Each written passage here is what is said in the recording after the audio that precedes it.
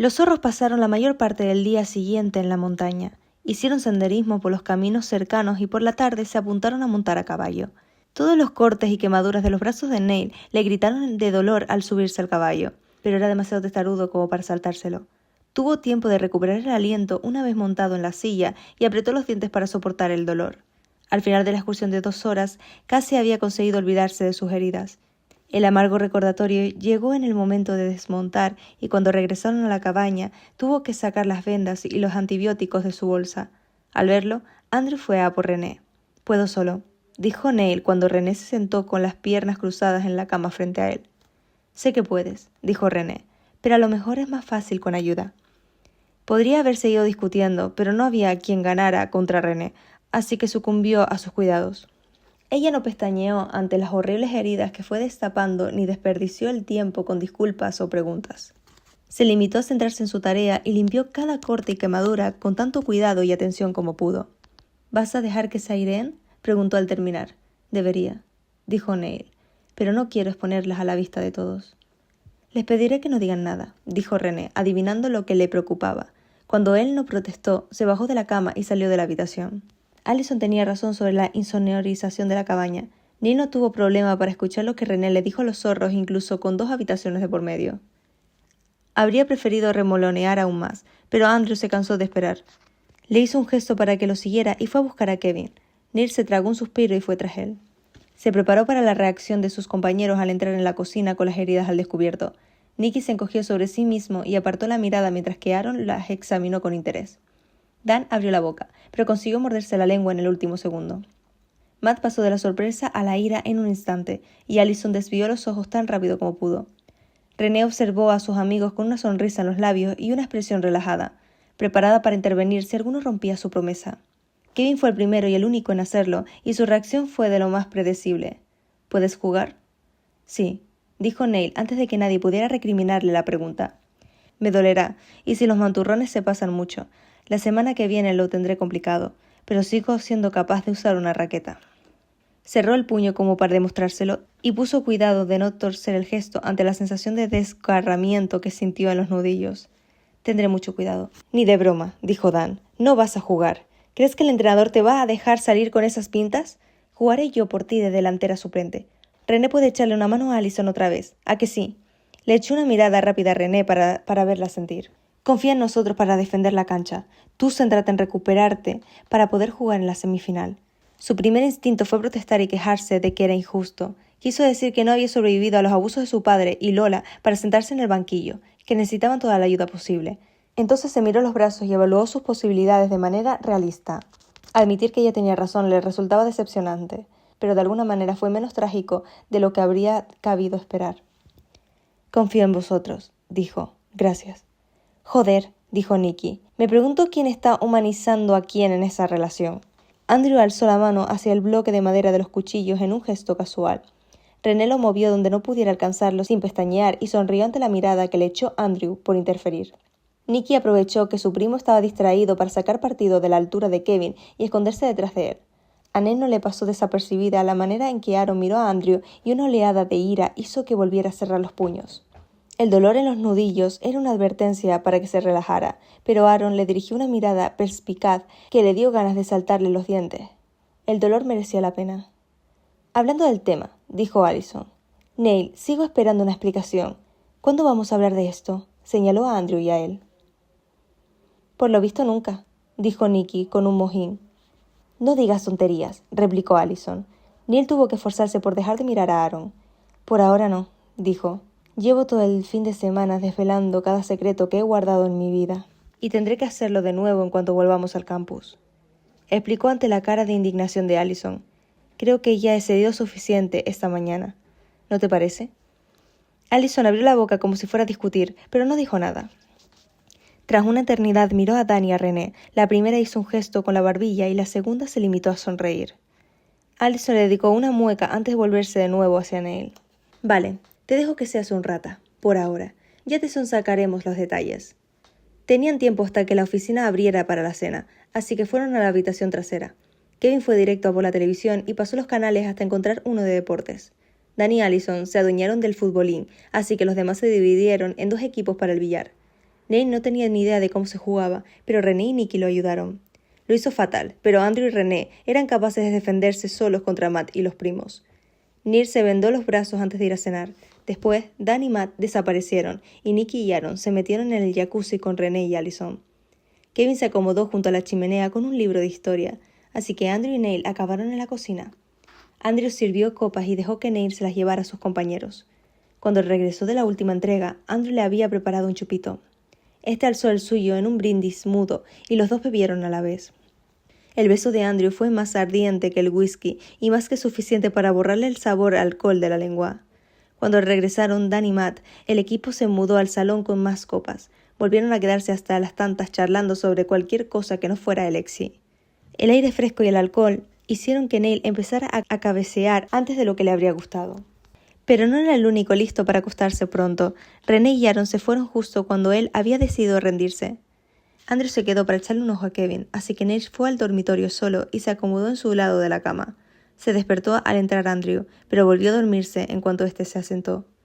El sonido de unas uñas llamando a la puerta lo despertó a ambos un tiempo después. Neil alargó la mano hacia una pistola y en su lugar encontró el brazo de Andrew. Este lo miró antes de salir de la cama. La cabaña estaba casi completamente a oscuras a aquellas horas de la noche, pero la puerta quedaba justo frente al lado de la cama de Andrew. Neil no pudo ver quién estaba fuera, pero la voz de René era inconfundible. «Perdona», dijo. «Necesito que me prestes tu coche. Lo traeré de vuelta antes de dejar las llaves de la cabaña». «La luz», dijo Andrew. Neil intentó encender la lámpara de la mesilla de noche a ciega. Lo consiguió al quinto intento y se tapó los ojos ante el brillo repentino. Andrew entrecerró los ojos, incómodo, antes de ir a por su mochila. René estaba en el umbral, completamente vestida y con aspecto despejado y sombrío. «¿René?», preguntó Neil, porque resultaba obvio que Andrew no le iba a pedirle explicaciones. Sus palabras fueron como un jarro de agua fría. «Kengo está muerto». Neil se le quedó mirando, pero no tardó en deducir el resto. «¿Jean?» «Rico le ha hecho daño», contestó ella. «Voy a por él». «No te dejarán entrar en el Evermore», dijo Neil. La sonrisa de René no le llegó hasta los ojos. «Lo harán». Andrew le puso las llaves en la mano. René asintió agradecida y se dio la vuelta. Andrew salió con ella, probablemente para volver a echar el pestillo de la puerta principal. Neil oyó cómo encendía el motor y los faros arrojaron un haz de luz a través de la ventana del dormitorio al salir del camino de gavilla. Andrew regresó solo y cerró la puerta de camino hacia la cama. Neil esperó a que estuviera bajo las sábanas para apagar la luz. Escuchó cómo la respiración de Andrew se ralentizaba, pero no consiguió volver a dormir en toda la noche.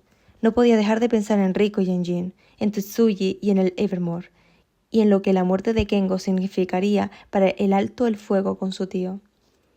Por algún motivo, la tarea de explicar la ausencia de René a la mañana siguiente recayó en Neil. Kevin se tomó la noticia tan bien como era de esperar y se encerró en el cuarto de la planta de arriba a tener un ataque de pánico. La mañana empezó con cafés irlandeses para todos. La tarde fue algo mejor hasta que se dieron cuenta de que René había apagado el teléfono. Los zorros confiaban en su buen juicio, pero sus vacaciones no eran lo mismo sin ella. René regresó el domingo a media mañana, ya que necesitaban ambos coches para volver a Carolina del Sur. Neil estaba en el porche trasero con Andrew, observando consumirse un cigarrillo, cuando oyó el sonido de las ruedas sobre la grava. Nicky estaba dormitando en una de las hamacas con una taza de café olvidada colgando de la mano. Neil lo espabiló y lo llevó dentro. El resto había oído el coche y se dirigían al salón. Cuando René entró por la puerta, todos la estaban esperando. «Oh», dijo. «Buenos días». «¿Cómo está?», preguntó Kevin. «No muy bien», contestó René, «pero Abby está haciendo lo que puede por ayudarlo». «No me dirás en serio que has secuestrado a Jean», dijo Dan. «No tuve que hacerlo». René se quitó el abrigo y lo colocó con cuidado en el respaldo de una silla. «El presidente de la Edgar Allan vive en el campus, así que me pasé por su casa para pedirle que interviniera». «Ni de coña». Allison se le quedó mirando. «Lo puse al teléfono con Stephanie», dijo René, refiriéndose a su madre de acogida.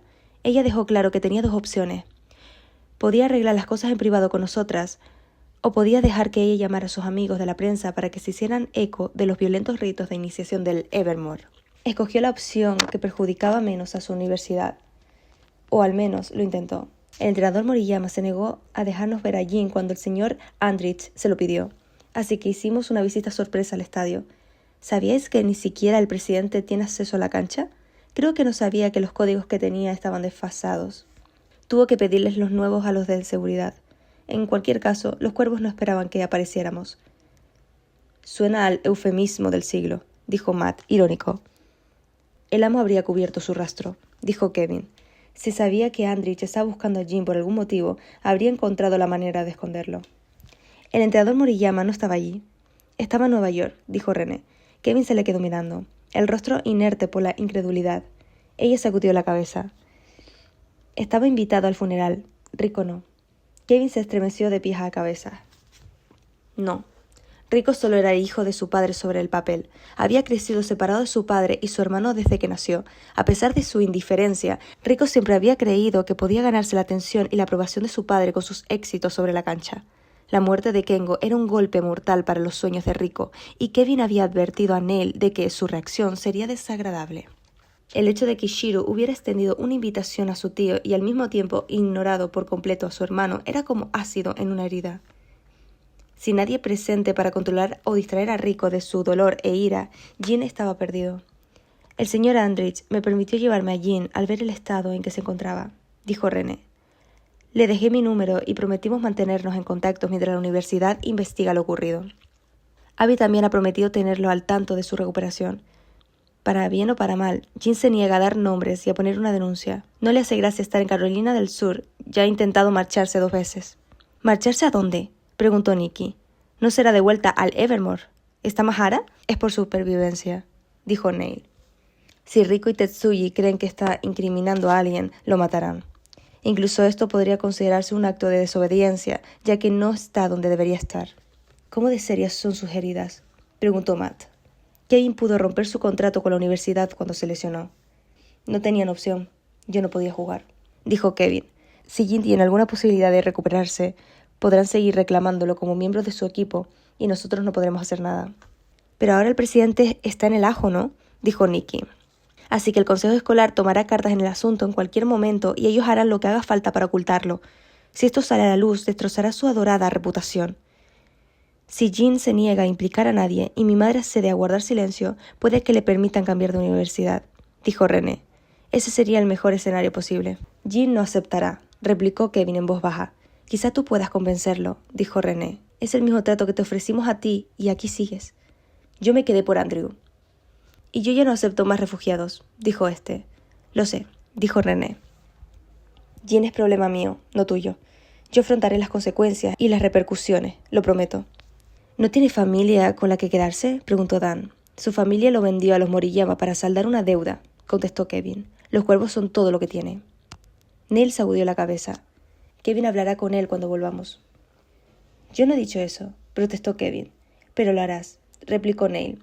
Ya lo abandonaste una vez sabiendo lo que le haría Rico en tu ausencia. No vuelvas a hacerlo. Si no lo proteges ahora, su muerte caerá sobre tu conciencia. Joder, Neil, dijo Nikki. Te has pasado un poco, ¿no? Neil lo ignoró. René ya ha hecho lo más difícil. Lo ha sacado de allí. Tú solo tienes que plantarte y evitar que vuelva. Estás por encima de él en la jerarquía imaginaria de Rico. A ti te escuchará. Eso, dijo Matt. ¿No erais amigos? Kevin abrió la boca, pero volvió a cerrarla y apretó la mirada. Eso fue hace mucho tiempo. Kevin, dijo René, por favor. Kevin guardó silencio durante tanto tiempo que Neil pensó que se negaría.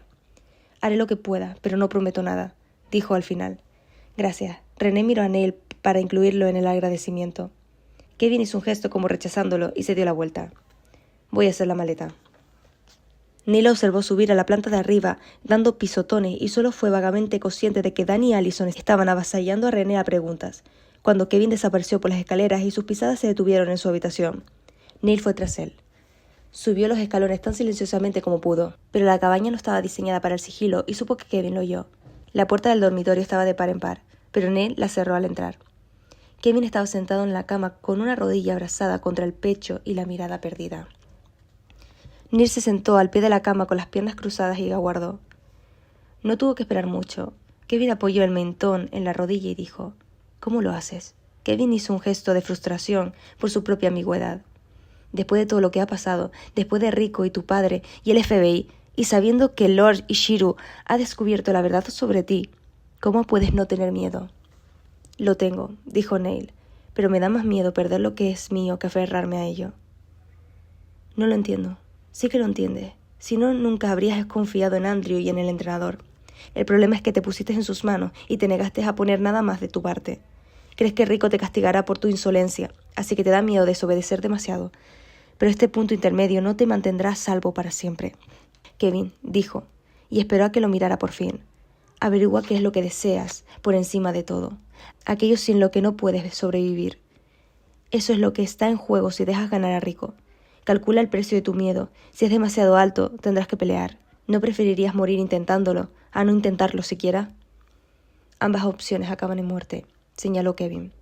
Muere libre o mueres siendo un fracaso, dijo Neil. Tú eliges, pero escoge un bando antes de volver a ver a Jean. Si cree que vas de farol, nunca conseguirás convencerlo. Kevin no dijo nada, así que Neil se bajó de la cama y lo dejó solo. Bajó las escaleras y se encontró a los demás hablando sobre el desayuno. René había comido algo de camino, pero los demás habían decidido retrasarlo hasta que tuvieran que ir a la oficina central a devolver las llaves. Solo quedaba hacer las maletas, así que fueron cada uno a su dormitorio y sacaron las bolsas de los armarios. Metieron las cosas en los coches y fueron andando hasta el edificio de la oficina por última vez.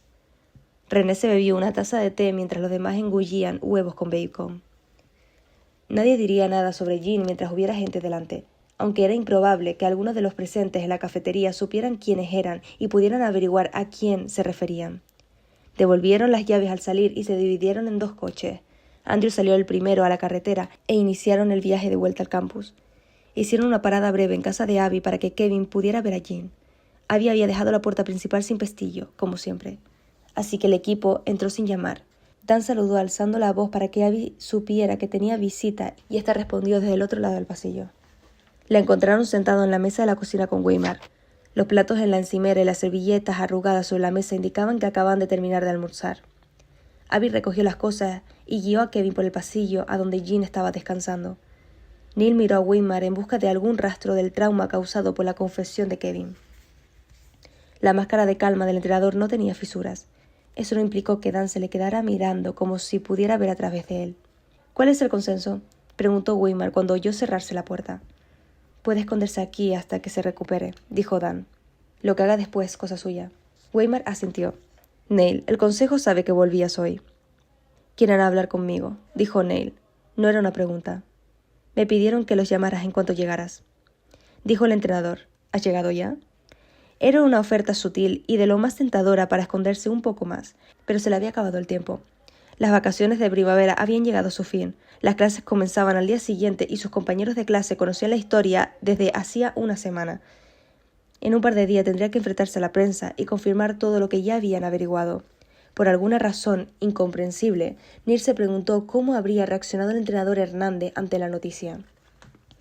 Se preguntó si la prensa lo habría llamado para pedirle que comentara el asunto. Sus antiguos compañeros de equipo sin duda tendrían mucho que decir. Los pueblos pequeños se crecían con los cotilleos. Sí, dijo Neil. He vuelto. Weimar salió a hacer la llamada. Abby volvió sola y miró al equipo. Jean no está en condiciones de ver a tanta gente. Solo hemos venido a dejar a René y a Kevin, dijo Matt. Abby recuperó su silla y miró a los zorros. René me ha dicho que la cabaña era preciosa. Todos se apresuraron a describir las mejores partes del viaje. Aaron no tenía mucho que aportar, pero al menos parecía estar prestando atención a la conversación. Acababan de empezar a contarle a Abby su experiencia montando a caballo cuando Weimar regresó. Se detuvo en el umbral en vez de volver a su silla. Neil captó el mensaje y se levantó para reunirse con él. Tal y como esperaba. Andrew no se movió. Hoy Kevin lo necesitaba más que Neil. Charles Whittier, presidente de la Universidad Estatal de Palmetto, vivía en una enorme casa cerca de la entrada principal del campus. Weimar y Neil caminaron por la acera de piedra que rodeaba el edificio hasta la puerta, y Neil se quedó atrás mientras el entrenador llamaba al timbre. Weimar había avisado de que venían, por lo que Whittier abrió casi de inmediato. «Jack», dijo Weimar a modo de saludo. «¿Entrenador?», respondió Whittier, pero no lo miraba a él, sino a Neil. Pasaron junto a un salón en el que habría cabido el piso de Weimar entero y una sala de conferencias más grande de la habitación de la residencia de Neil. La oficina de Whittier estaba en la parte trasera de la casa, al lado de la cocina. Le hizo un gesto para que se sentaran y cerró la puerta. Su escritorio estaba despejado salvo por un ordenador y un teléfono, pero una bandeja sobre un mueble cercano contenía varios vasos de té helado. Le pasó 2 a Weimar, quien a su vez le dio uno a Neil, y se llevó el suyo hasta su silla. Neil se aferró al vaso como si pudiera conferirle el valor que iba a necesitar para afrontar aquello. Whittier aún lo estaba mirando como si estuviera a punto de explotar en cualquier momento, pero al final solo dijo: «Empecemos». Pulsó el botón del ratón y un segundo después sonó el teléfono. Una voz robótica les dio la bienvenida al sistema de conferencias. «La llamada incluye a 20 personas, incluido usted», dijo la voz una vez que Whittier hubo tecleado su código de acceso. Sonaron una serie de pitidos estridentes conforme se fueron conectando los interlocutores. «Al habla Whittier», dijo este. «Tengo al entrenador David Weimar y a Neil Hosten», añadió tras un breve titubeo y una mirada dubitativa a Weimar. «Aquí conmigo. ¿Quién está conectado por ahora?» Repasaron la lista anunciando nombres y títulos. A Neil le dio la sensación de que todo el departamento administrativo estaba presente en la llamada. Los asistentes iban desde asuntos estudiantiles hasta relaciones de egresados y los 12 miembros del consejo directivo. Una vez que todo el mundo estuvo presente y se acabaron las presentaciones, Whittier dio comienzo a la reunión.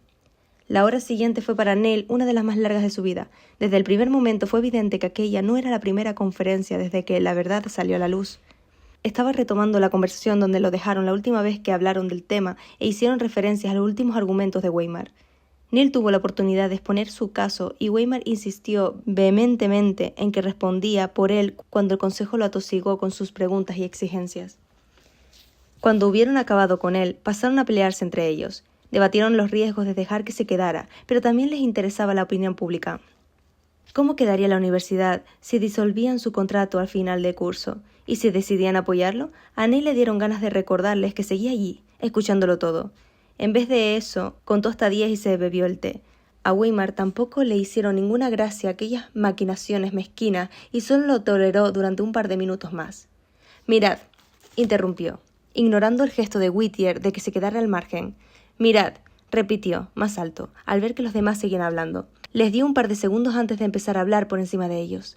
«Desde el primer día habéis cuestionado cada una de mis decisiones y he demostrado una y otra vez que sé que es lo mejor para este equipo, tanto para sus jugadores como para los intereses de la universidad.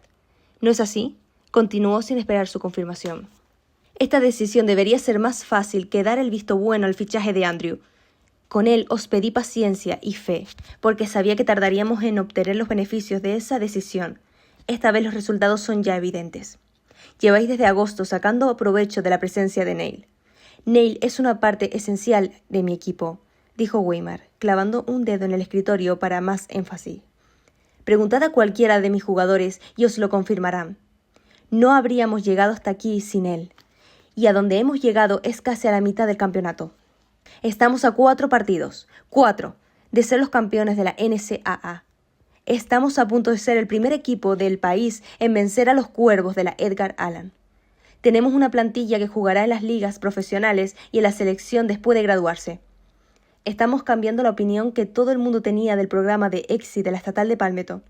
Echar a Neil del equipo no servirá para proteger nuestra reputación, y desde luego no es la decisión más inteligente.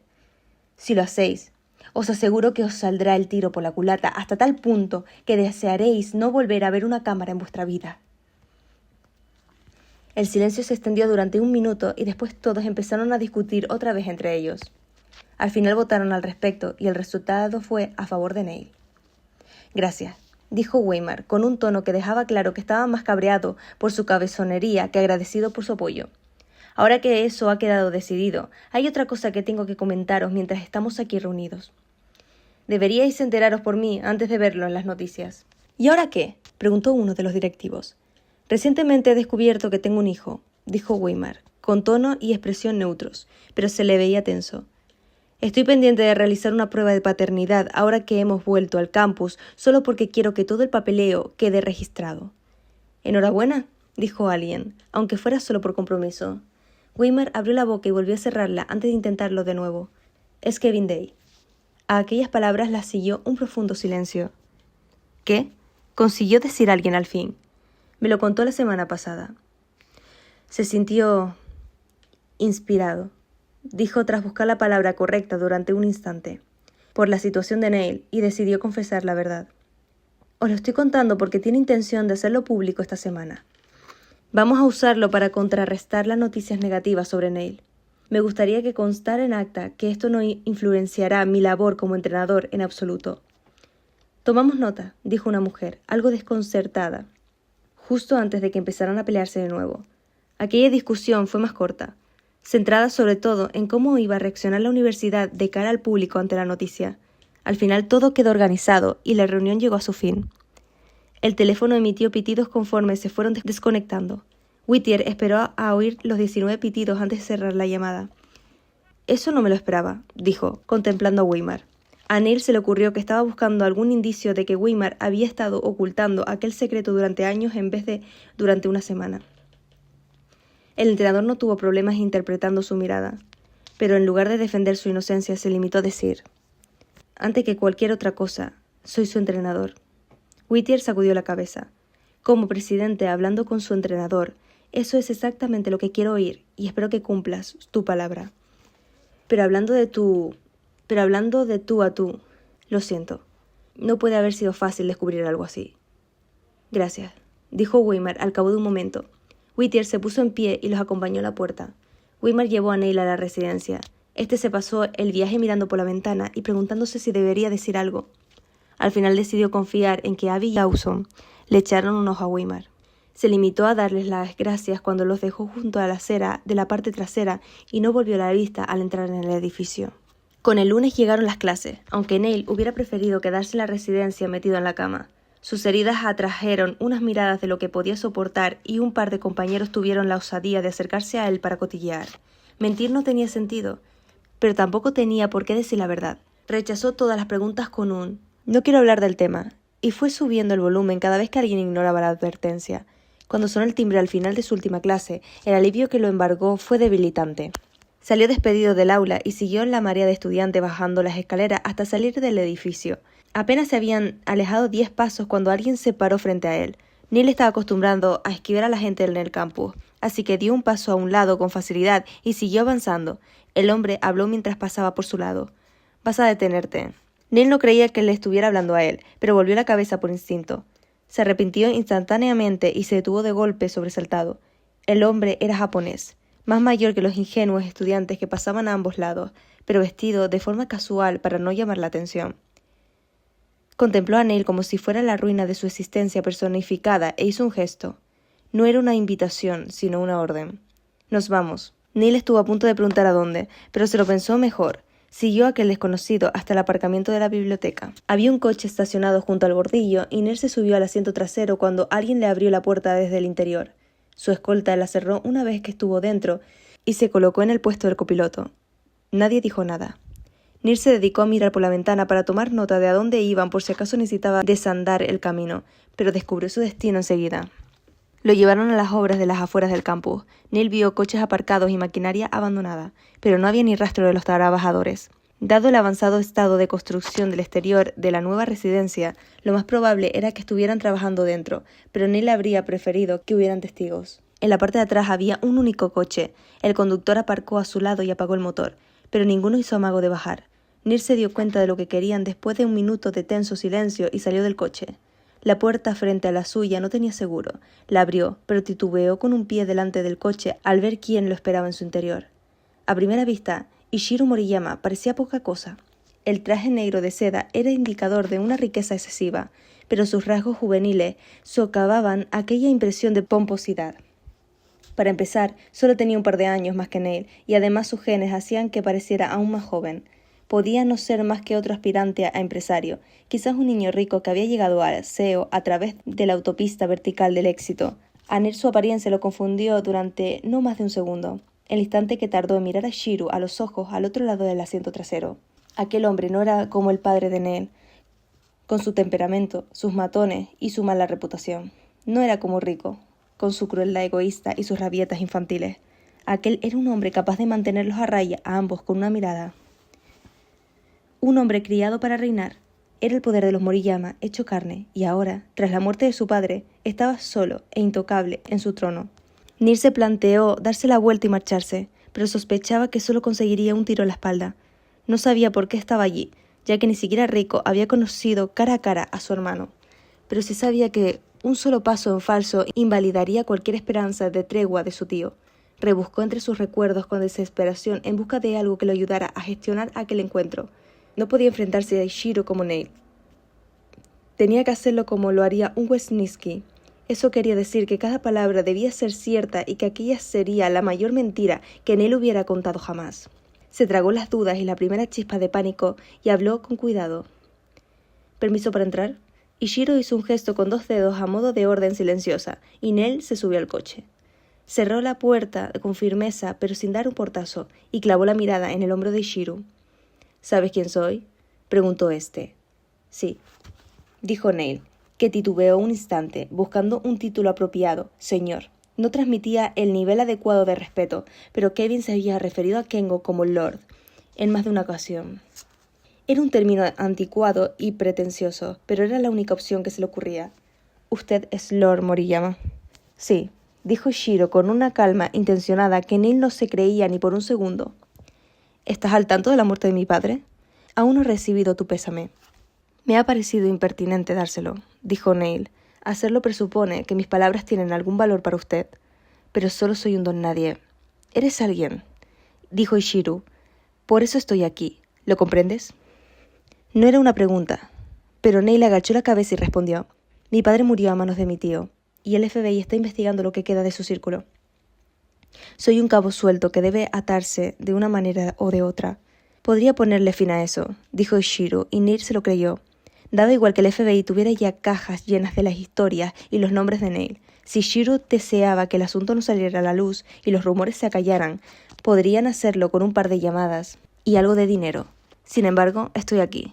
Me gusta conocer el valor que tienen las cosas antes de tirarlas para saber cómo compensar su pérdida. Ahora mismo carezco de valor, dijo Neil, pero si dispusiera del tiempo y la oportunidad adecuados, podría compensar a su familia por todos los inconvenientes que he causado. Un jugador profesional de Exi gana de medias $3 millones al año. Yo no necesito esa clase de dinero. Permítame donárselo a su familia. Puedo transferirlo a través de algunos de los fondos u organizaciones benéficas que ha heredado. Un intento muy poco sutil de comprar tu seguridad. Milord, dijo Neil, solo intento rectificar una afrenta y cumplir una promesa rota. Yo debería haber pertenecido a su tío. Debería haber crecido en la Evermore como un cuervo y haber jugado en la selección. Mis ganancias potenciales siempre han sido suyas. Regresé a Lexi en cuanto murió mi madre porque sabía cuál era mi propósito. Pero no acudiste a mi tío, dijo Ishiro. Neil tenía la sensación de estar ante una prueba en la que el fracaso significaba la muerte.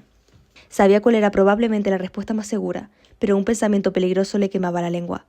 Su padre había servido a Kengo, pero éste tenía que confiar en él para permitirle controlar un territorio tan extenso y tener tanto poder.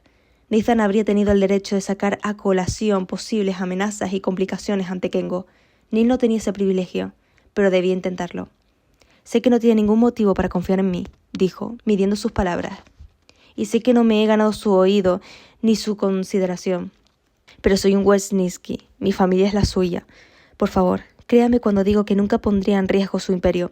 Jugar para la Edgar Allan habría traicionado todo lo que mi familia debería representar». Titubeó como si temiera continuar y pasarse de la raya, y Shiro esperó a que se decidiera. Neil deseó poder leer algo, lo que fuera, en su expresión, pero esta era serena y su tono no habría variado desde que comenzó aquella horrible conversación. No sabía si Shiro se estaba creyendo su historia, ni si eso supondría alguna diferencia. Al final respiró profundamente para estabilizarse y dijo: «Su hermano destruirá todo lo que posee si nadie lo pone en su lugar». Aquello fue suficiente para sonsacarle una fina sonrisa por parte de Ishiro. «Eso ha sido muy atrevido», dijo, y Neil tuvo que contenerse para no retroceder. «Sí», respondió, «pero es la verdad». Ishiro guardó silencio durante tanto tiempo que Neil se preguntó si debería bajar del coche y marcharse. Al final, le hizo un gesto para que continuara. «Rico se ha pasado la vida entrenando para ser el mejor jugador sobre la cancha», dijo Neil. Cuando siente que su superioridad está siendo amenazada, reacciona violentamente sin detenerse a considerar los daños colaterales. Tan solo en el último año ha demostrado su creciente enajenación. Kevin Day era la segunda inversión de más valor de su tío, pero Rico lo destruyó movido por su orgullo herido. A principios de su segundo año, Kevin tenía un valor neto de 7 cifras entre su contrato profesional, su puesto en la selección nacional y sus patrocinadores. Podría haber aportado entre 15 y 20 millones a su familia tras graduarse. Ahora tiene que empezar de cero. El agosto pasado, Rico mató a uno de mis compañeros de equipo y lo admitió en un lugar público, dijo Neil. En noviembre interfirió con el trabajo del Departamento de Policía de Oakland y dejó un rastro de papel entre California hasta Carolina del Sur, solo para hacerle daño a otros de mis compañeros, y en diciembre sobornó a uno de los psiquiatras de la East Haven en Colombia para continuar con esa tortura. Durante las vacaciones de Navidad, me devolvió mi aspecto natural para que los hombres de mi padre pudieran encontrarme y matarme. Participó en los preparativos del enfrentamiento en Maryland, que llevó a la muerte de mi padre, y a toda esta investigación por parte de los federales. La semana pasada reaccionó a la muerte de su padre propinándole una paliza a uno de sus compañeros hasta casi matarlo. Tiene suerte de que fuera Jim Moreau. Él sabe la verdad sobre su familia y jamás delataría a Rico. Pero ahora Jim está aquí con nosotros mientras se recupera y la Universidad Edgar Allan ha iniciado una investigación interna sobre los cuervos. Descubrirán los abusos que su tío ha estado permitiendo y alguien tendrá que responder por ellos. ¿Qué ocurriría si encuentran pruebas de las maquinaciones de Rico? No digo que su hermano se haya pasado de la raya, mintió Neil, pero no está teniendo cuidado. Su agresividad va en aumento porque se siente amenazado, pero ahora tenemos demasiados ojos puestos encima. Lo van a pillar en cualquier momento y me preocupa que eso pueda salpicarle a usted. No estoy dispuesto a formar parte de algo que supone un riesgo para usted y por eso no puedo jugar para su tío en la Edgar Allan. Lo siento. Otro silencio eterno se extendió a continuación. Pasó un día, una semana o un año antes de que Shiro hablara. Mírame a los ojos, escucha con atención. Neil arrastró la mirada hasta su rostro. No quedaba ni rastro de la sonrisa de Shiro, y sus ojos de color del carbón parecieron atravesarlo. De donde yo vengo, la palabra de un hombre solo vale tanto como su nombre, y el valor de ese nombre viene de la sangre que ha derramado por mi familia. Tú careces de experiencia y de credibilidad. No vales ni el aire que respiras. Podría usar tu muerte para compensar el dinero perdido y lo consideraría una justa retribución. Sin embargo, eres hijo de tu padre, y él significaba algo para mí. Es la razón por la que he venido hasta aquí en persona en lugar de enviar a alguien a hablar contigo. ¿Tienes idea de lo que te haré si me haces perder el tiempo? Lo que le haré a todo aquel que has conocido o con quien has intercambiado una sola palabra. Mataré a cualquier persona que te haya apoyado jamás y me aseguraré de que cada muerte dure una eternidad. No sonaba amenaza, sonaba promesa. ¿Qué puedo hacer para convencerle de que no miento?, preguntó Neil. Nada, respondió Ishiro, y dijo unas palabras en japonés a los hombres de los asientos delanteros. El copiloto sacó un móvil del bolsillo. Neil no era capaz de entender ni una palabra, pero la ira en su voz era clara como el agua. Por un instante pensó que el hombre estaba organizando muertes sangrientas para todos los zorros. Apretó los dientes para contener un pico de pánico y clavó la mirada en el espacio vacío entre Ishiro y él. El copiloto mantuvo una conversación de varios minutos y después colgó el teléfono y lo guardó. Se dirigió a Ishiro con tono deferencial. La expresión de Ishiro no cambió al escuchar lo que fuera que había dicho. Golpeteó el pulgar contra un tobillo mientras pensaba. Neil no sabría decir cuánto tiempo estuvieron en silencio, 10 minutos o 10 vidas enteras, pero estaba seguro de que moriría de viejo antes de que Ishiro se decidiera. Puede que tu vida tenga un precio después de todo, dijo al fin. El 80% de tus ganancias durante el resto de tu carrera será suficiente. Espero un Death Note semejante por parte de Day y Moreau. Es lo más razonable, ya que mi familia financió su entrenamiento. Alguien se pondrá en contacto contigo para organizarlo.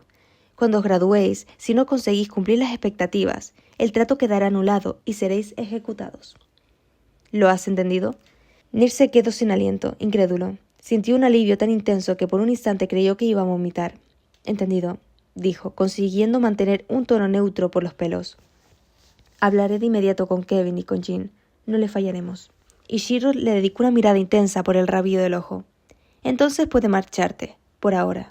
Fue todo tan repentino que casi olvidó darle las gracias. Intentó bajarse del coche sin que pareciera que saliera por patas. Aunque no estuvo seguro de conseguirlo, cerró la puerta y ambos conductores encendieron el motor. Neil se quedó inmóvil, mientras los dos coches se alejaban y los observó desaparecer, entumecido. Saber que se habían ido no hizo que se sintiera a salvo y se dejó caer de rodillas sobre el asfalto. Clavó los dedos en la tela vaquera que le cubría las rodillas y luchó por controlar los latidos desbocados de su corazón. Cuando creyó que podía ponerse en pie sin desplomarse, caminó por Premite Road de vuelta al campus hasta el edificio donde Kevin tenía su clase de historia. Según el reloj del móvil, quedaban 15 minutos para que acabara la clase, así que se apoyó en una pared junto a la puerta y esperó. Kevin fue uno de los últimos en salir del aula y se detuvo en seco al verlo. «Te llevo a casa de Abby», dijo Neil en francés. Tenemos que hablar con Jim. Ahora no, dijo Kevin. Ahora sí. Neil interpuso un brazo en su camino al ver que Kevin pretendía marcharse sin más. Ishiro nos ha hecho una visita. Kevin se atragantó con su propia incredulidad. Cuando volvió a intentar hablar, su voz estaba ronca. No bromees con eso. Neil se le quedó mirando en silencio hasta que Kevin se estremeció y dio un paso atrás. No, ni siquiera está dispuesto a conocer a Rico. Jamás vendría hasta aquí.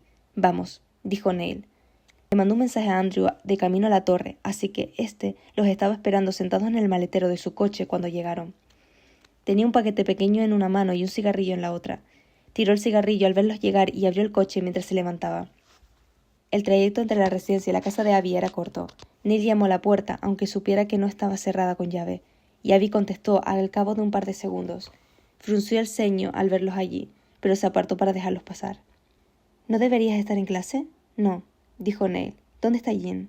La última vez que me asomé estaba durmiendo. Esto es importante, dijo Neil. Iré a despertarlo. Abby estudió el rostro sombrío de Kevin durante un momento antes de hacerse a un lado. Neil guió a Kevin y a Andrew por el pasillo, dejando atrás a Abby, y le dio un solo golpe a la puerta con los nudillos antes de abrirla. Jean se despertó sobresaltado por el ruido e intentó incorporarse. Aquello fue un error, a juzgar por el sonido que emitió mientras volvía a recostarse. Neil se acercó a la cama y aprovechó la distracción para echar un vistazo a la obra de Rico. El rostro de Jean era un único hematoma hinchado. Tenía ambos ojos morados gracias a la nariz rota y una serie de puntos mantenían la barbilla y la mejilla de una pieza. Le faltaban mechones de pelo allí donde Rico se los había arrancado, dejando calvas y costras por todo el cráneo. Neil tuvo que reprimir una inesperada oleada de ira y se sentó en el borde del colchón. «Hola, Jean, lárgate», dijo él, la voz cargada de desprecio. «No tengo nada que hablar contigo». «Pero me escucharás», dijo Neil, «porque acabo de decirle a Ishiro dónde estás». Aquello sirvió para ganarse toda su atención. Kevin tomó asiento al otro lado de Jean, pálido al volver a oír aquel nombre. Neil comprobó que Andrew estaba atento y les relató la visita de Ishiro. Por qué había venido, cómo había decidido perdonarles la vida y el precio de aquel favor. Kevin y Jean lo escucharon en silencio. No es un indulto y no es como si fuéramos libres de verdad, pero es protección. Neil contempló sus dos rostros atónitos. Ahora somos bienes de la familia principal.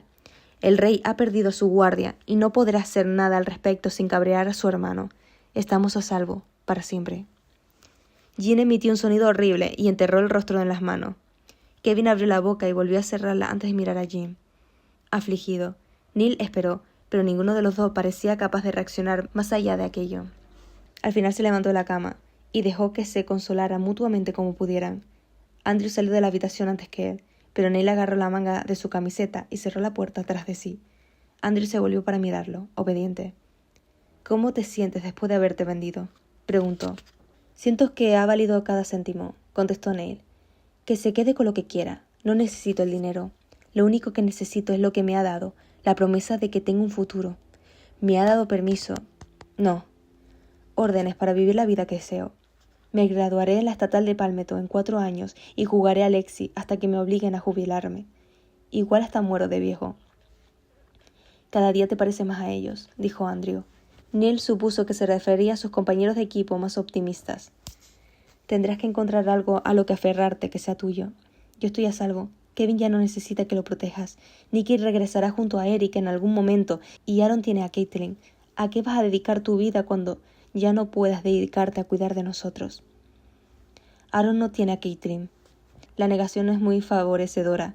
Ya hemos hablado de esto. «Tú hablaste», dijo Andrew. «No te estaba escuchando». «Elígenos a nosotros», dijo Neil. Aquello consiguió acallar a Andrew, aunque fuera solo por un segundo. Pero Neil pensaba aferrarse a cualquier oportunidad. Kevin recuperará su puesto en la selección antes de graduarse. «Cree que yo puedo conseguirlo con el tiempo y la práctica suficiente. Ven con nosotros. Juguemos juntos en los Juegos Olímpicos. Seríamos imparables». «Esa es tu obsesión, no la mía. Tómala prestada hasta que encuentres algo propio». Neil apretó aún más la manga de Andrew cuando él hizo amago de zafarse. «¿Nada de esto te divierte? ¿Un hogar? ¿Un equipo? ¿Una ciudad diferente cada semana? ¿Y cigarrillos y copas entre medias? No quiero que esto se acabe». Andrew se zafó de un tirón. «Todo se acaba». Apretó el paquete que llevaba en las manos contra el pecho de Neil y se marchó por el pasillo. Andrew se había encargado de contar la cinta adhesiva de los bordes, así que Neil la abrió sin dolor ni complicaciones. Sacudió la caja sobre una palma extendida, pero no cayó nada. Tuvo que sacar los contenidos con los dedos y contempló la tela enrollada, ligeramente consternado. No comprendió lo que era hasta que la agarró de forma diferente y dejó que se desenrollara. Tenía en las manos un par de bandas para los brazos idénticas a las de Andrew. Eran lo bastante largas como para ocultar las vendas y las nuevas cicatrices de sus antebrazos. Levantó la vista cuando Abby se acercó a él. Esta miró primero a Neil, luego a la puerta cerrada del dormitorio y después al regalo que sostenía. ¿Todo bien?